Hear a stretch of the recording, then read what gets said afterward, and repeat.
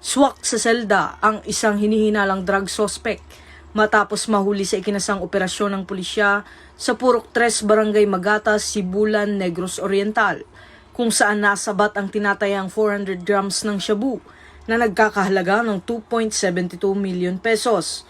Kinilala ang suspect na si alias Makmak, 33 anyos. Ayon kay Negros Island Regional Director Police Brigadier General Arnold Thomas Ibay, nahuli ito dakong alas 3:11 ng hapon sa ikinasang operasyon ni na Police Captain Jonah Akal at Police Lieutenant Colonel Marlon Malorca sa ilalim ng direktiba ni Police Colonel Crescente Tiguelo.